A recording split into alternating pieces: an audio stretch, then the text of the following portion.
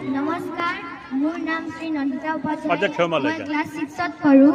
আজি মই আপোনালোকৰ আগত এটি অসমীয়া কবিতা আবৃত্তি কৰিবলৈ ওলাইছো। কবিতাটিৰ নাম হ'ল স্বদেশ প্ৰেম আৰু কবিজনৰ নাম হ'ল পদ্মধৰ সন্ধ্যা। স্বদেশ প্ৰেম ধৰেনে জনম কেবে এই মৰতত খিলা মই কৰি তাৰ হিয়া। এয়ে মোৰ জন্মভূমি বুলি মনে মনে এবাৰো যি কোৱা নাই কিয়া। আনৰ দেশৰ পৰা উলটি আহোঁতে ফুৰি চাকি ঘৰ মুৱা হৈ জ্বলা নাই হিয়া যাৰ স্বদেশ প্ৰেমেৰে আছেনে কোনোবা এনে হৈ। আছে যদি এনে কোনো এনে কাৰ্চিত চিনি থবা তাক ভালকৈ। তাৰ বাবে গায়কৰ উচ্চাস উঠলি নুঠে তাৰ গুণ গাবলৈ। থাকক থাকিলে তাৰ ডাঙৰ উপাধি জগতৰ ফটা ফুটা নাম।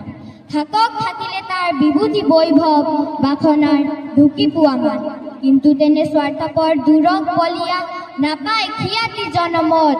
দুগুণ মৰম ভুগি ধূলিৰ মানুহ মিলি যাব ধূলিৰ লগত। তাৰ বাবে কেৱে আৰু নুটুকে চকুলো কেৱে তাক নকৰে সন্মান। কবিয়ে কবিতা ৰচি নকৰে কেতিয়াও তাৰ গুণগান। কবিয়ে কবিতা ৰচি নকৰে কেতিয়াও তাৰ গুণগান। ধন্যবাদ।